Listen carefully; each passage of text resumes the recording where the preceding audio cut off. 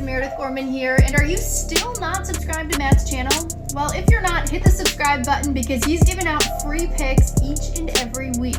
Hope you have a good rest of your day. UFC Edmonton back in Canada for a fight night card. We got Albazi versus Moreno in the main event. We'll look at all fights on the main card like usual, guys. Provide some free picks, leans, price talk, fades, and more. Happy Halloween. It is Halloween. Everyone, it's a holiday I always loved, right? Especially when I was younger. Now not as much, but, it's nice to see, the kids out there enjoying the holidays like we used to. Also eating some chocolates, watching some scary movies, always in the agenda. We have a sponsor this week, guys. We have a sponsor, Bet99 Sportsbook, up-and-coming sportsbook. If you deposit $20 or more, you will receive up to $1,500 in first bet insurance. So if you lose the bet, they credit you the loss. So, worth a shot. And they're also sponsored by George St. Pierre, also Austin Matthews. So it's a big book coming up. They're spending their money on promotions, and it is definitely a smart thing to do.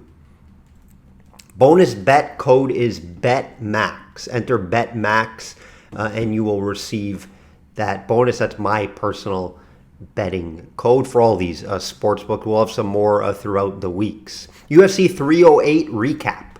Let's do a UFC 308 recap here. And Topuria is the guy, right? Like I mentioned, I tweeted out, talks the talk and walks the walk, guys. I expected him to win the fight. Did I expect him to knock him out? No, I wasn't sure, right? We've never seen Max get finished before. So I have to see it until I could believe it, and we saw it, right? Topuria, what a story this guy's been. Unbelievable. Now, back when he was fighting maybe 2 years ago, I started to say, oh, this guy could be the next big thing, right? I mentioned it multiple times on the podcast. Right now, he's my current favorite fighter. I loved everything about him. Some say he's cocky. I would say he's very confident, maybe a little cocky, but you have to be to get to this level, guys. You have to be, right? You could already say this guy is a legend. Right? He just knocked out Max Holloway. No one has ever been able to do that.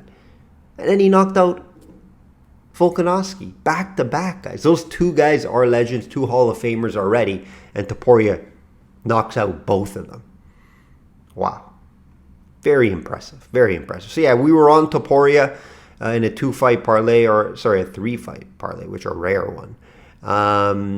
But we missed on the over. 2.5 rounds. So close. What was it, 30 seconds, a minute? If the finish came, I thought it would come a little later.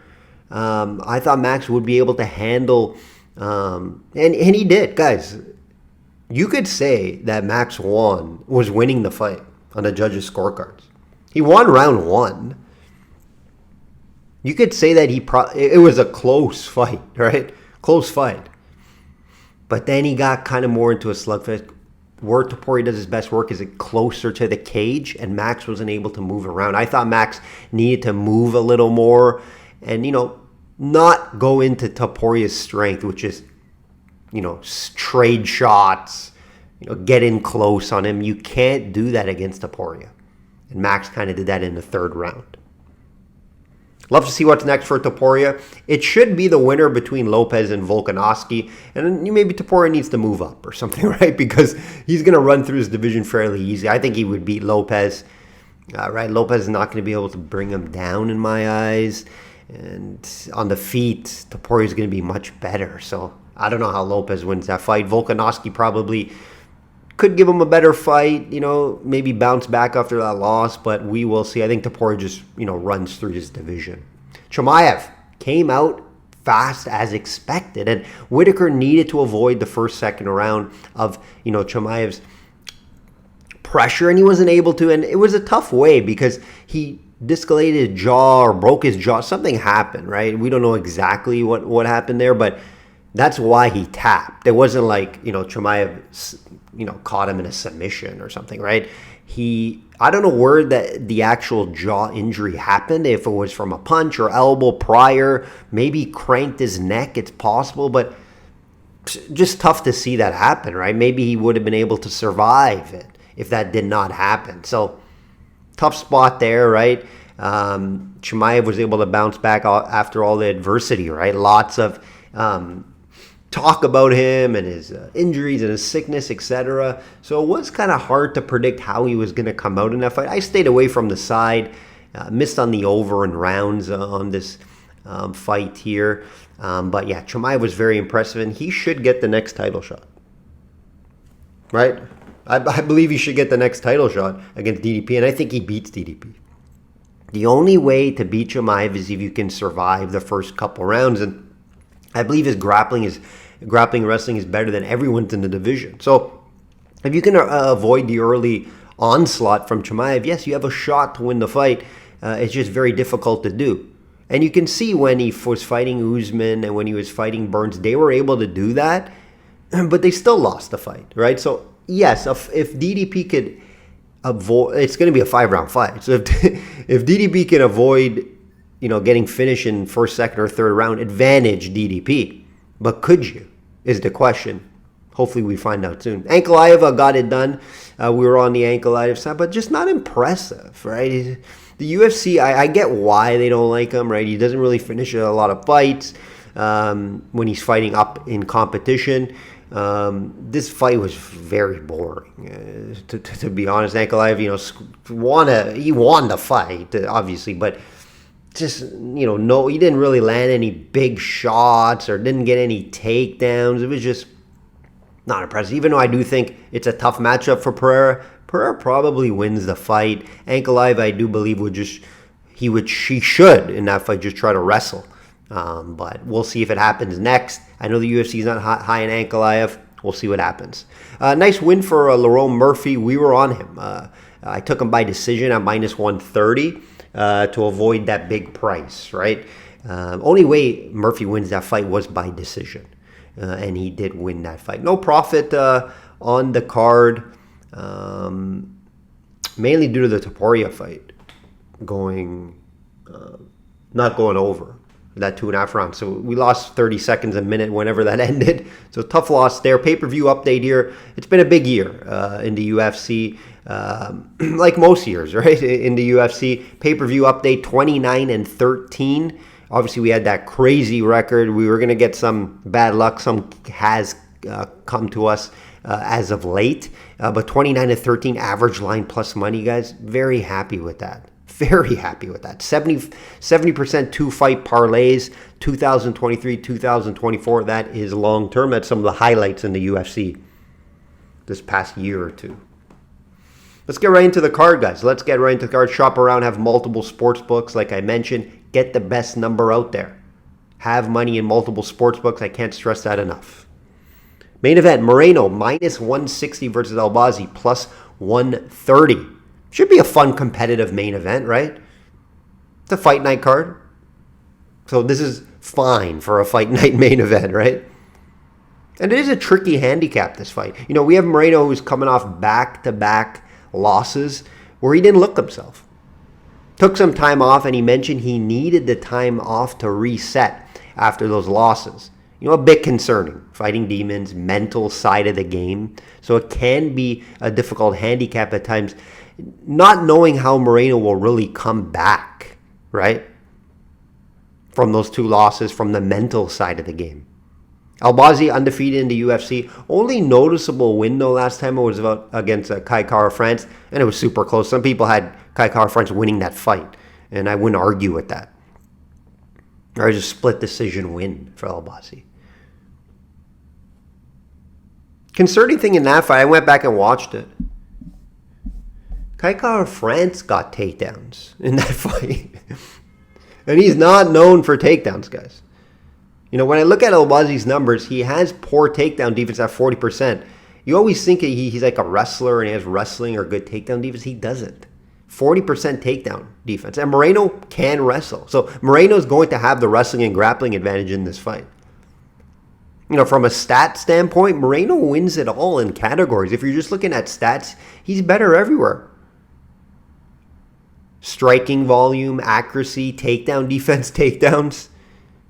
What you have to give Albazi, though, is that one-shot power. We just haven't seen Moreno get knocked out before, right? So Albazi will have that power. He could land the bigger shots in the fight.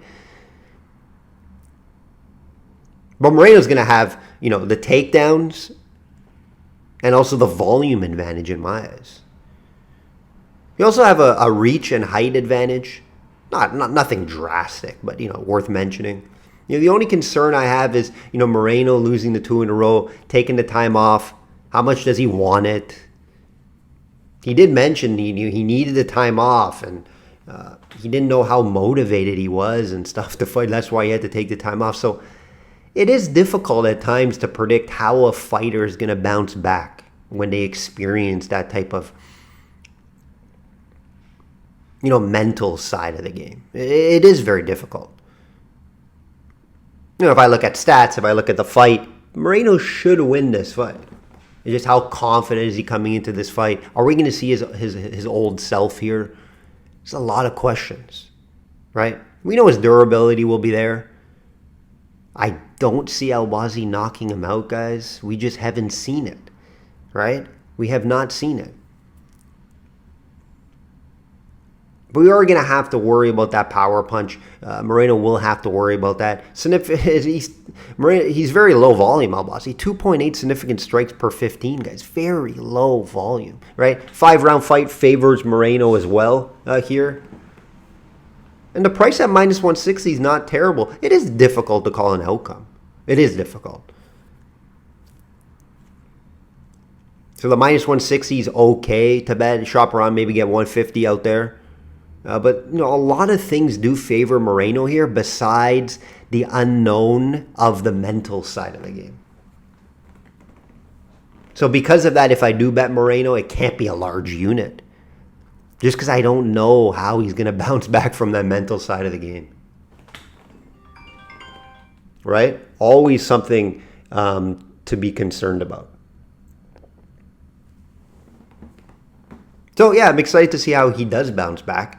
The play will have to be Moreno if I were to bet a side. Maybe the over in rounds as well. Both guys are durable. Both guys never been finished. Blanchfield, minus 130 versus Rose, plus 110. Interesting co-main here.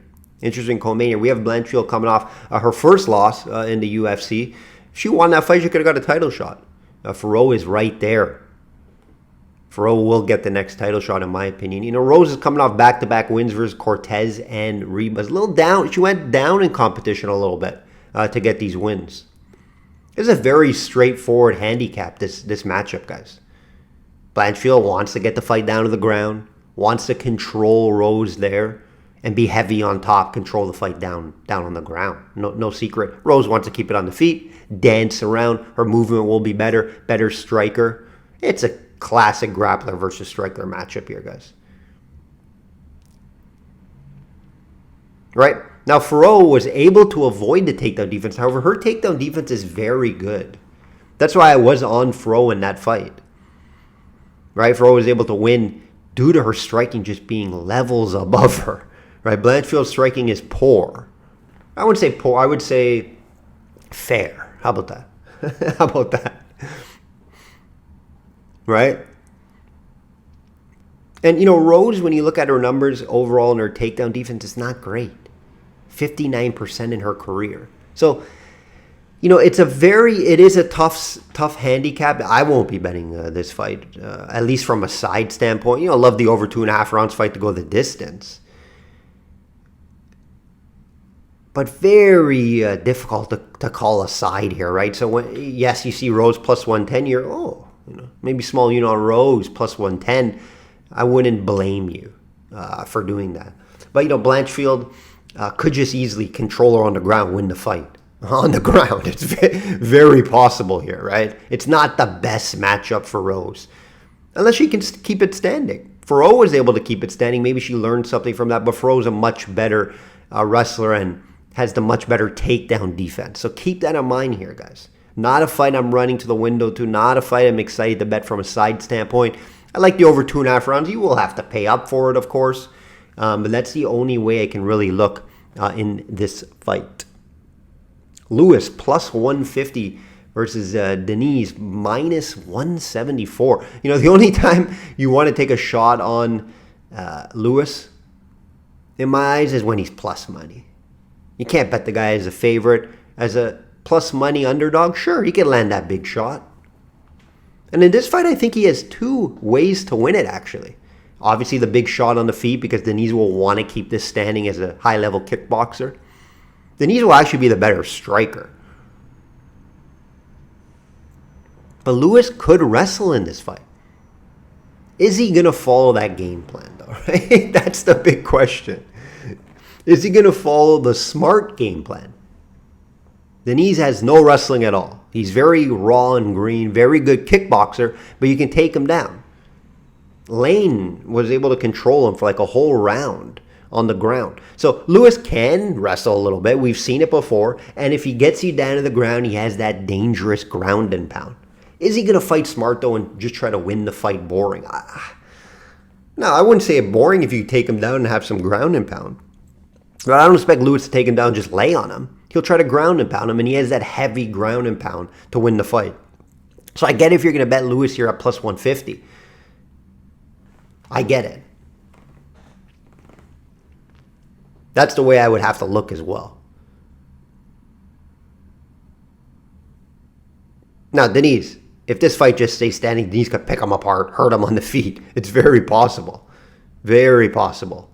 If Lewis fights to the game plan of making an MMA fight, not just a bar fight, and hopefully he lands that big shot right on the feet, wrestle, make it ugly, maybe get it against the cage. I think Lewis could win this fight. He's live at plus 150. Shop around, get a better price out there. Probably a fight that won't go all 3 rounds, but you never know. You never know. Right? If Lewis does get some wrestling, gets the takedowns and not able to finish with ground and pound, this fight could go 3 rounds. But I lean the fight not to. Right? Under the 2.5 rounds. Yeah, Lewis should win this fight. Sorry, I'm not going to say that. I'm saying there's value here on Lewis at plus 150 to win this fight if he fights smart. If he tries to wrestle, make an MMA fight. Hard to say he will.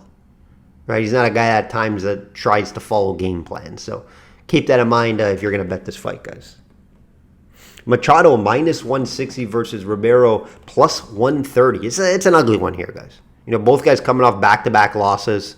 One guy coming down in weight in Machado. He was fighting heavyweight guys where he was 0-2. This guy, last time he fought, he was at 250. Now he's come down to lightweight. Watch the scales on this one, guys. I don't know how he's going to look.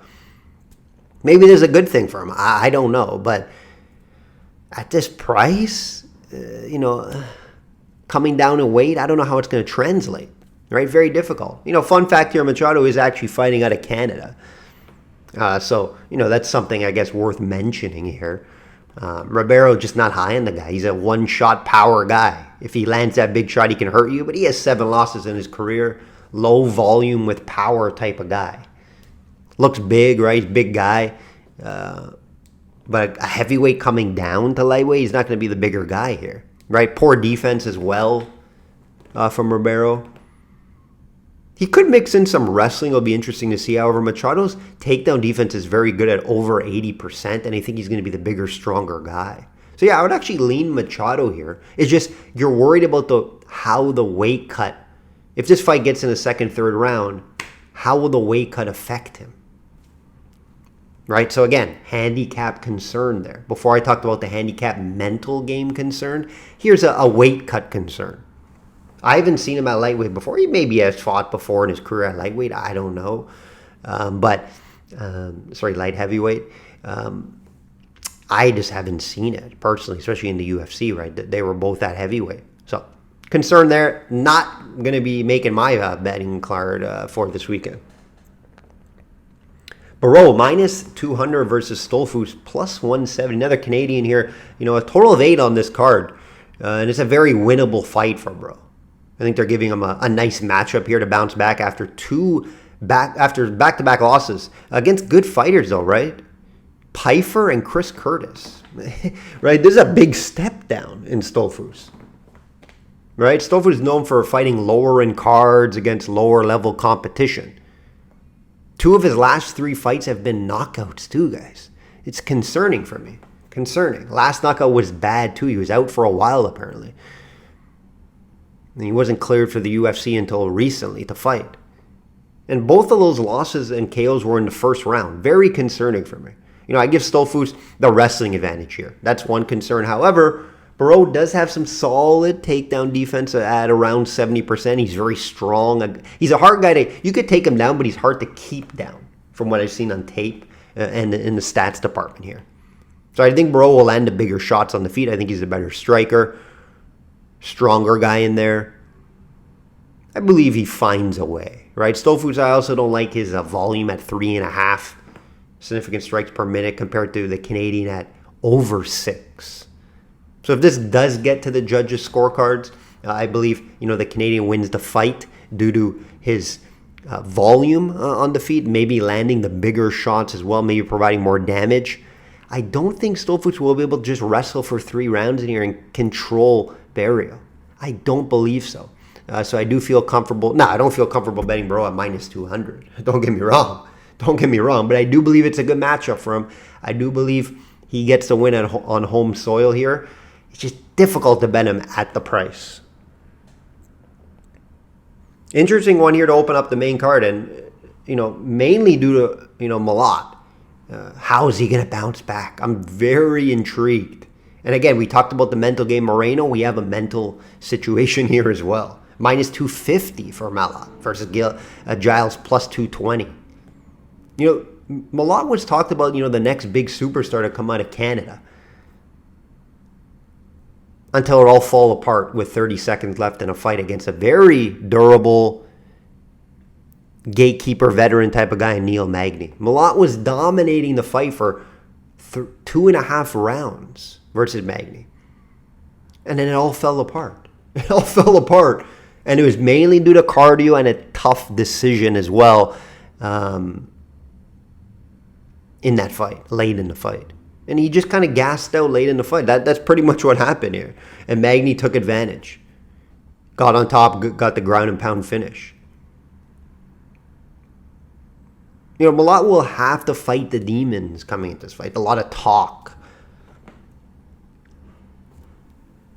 Right, a lot of the disappointment that he went through. So the demons will be out in full force into this fight. He did take 10 months off, which is good. I think it's enough. And he did want to come back on the Canadian card here. The issue for me here is the price. It's not warranted in my eyes. Giles, tough guy. He's much better resume. Giles has fought a lot of tough guys. Prodis in his last time out, who I'm very high on Prodis. Bonfim. He's fought some tough guys. He does have back-to-back losses, but those are his last 2 losses. Very good guys. He's fought the much tougher guys. Malott, he hasn't. His wins are very low-level guys. Fugit, Linnaeus, Mickey Gale. It's low-level guys. So he's not warranted this price. Along with the fighting demons and the mental game, it's very difficult for me to bet this price, especially straight up. Is he going to fit into my 2-5 parlay? Possibly. But there's going to be concern. And it cannot be a large unit because of that. Giles also has a nice win over Dolitz in 2021. Right? So it's not an easy fight. It's not an easy comeback fight after the demon. It's an easier fight than Neil Magny, sure, but not much easier at Magny's age and all that. Again, Malott was dominating Neil Magny for 2.5 rounds. We do got to mention that. And then something happened there, and it was more cardio issues. So I expect Malott to go back because Malott's going to have some advantages in this fight. He's a lot more athletic. He's going to be a better wrestler and grappler in this fight. I think the striking's similar. I know Giles has a very good jab. I believe let's just put the striking as very even. But Malott will want to get this fight down on the ground, in my opinion. Also fighting at home, guys, you can't really say it's advantage because it more depends on per fighter, right? This could put a lot of pressure on him fighting at home. There's obligations when you're fighting at home, more interviews, family, etc. So, it's tough to say that this really helps someone fighting at home, right? Last time in Toronto, I don't think one Canadian won. So keep that in mind. I can't really say it helps. In some situations it does, some situations it doesn't. Again, I like him a lot to find a way to win here. Don't love it. Don't love the price. So there are some concerns here. But let's say he bounced back here to get the win. I think, the situation is suitable to do so. That will do it, guys. That will do it. Decent card. It's a decent card. Back in Canada, we got some fun fights. Some fights that I'm very intrigued to see how fighters bounce back. I think there's about 3 of them on the main card, right? Blanchfield, Malott, and Moreno. 3 fighters that need to try to bounce back after experiencing adversity. We'll see how they do so. Like I always say, guys, bet smart and know your limits. Enjoy this card. Happy Halloween.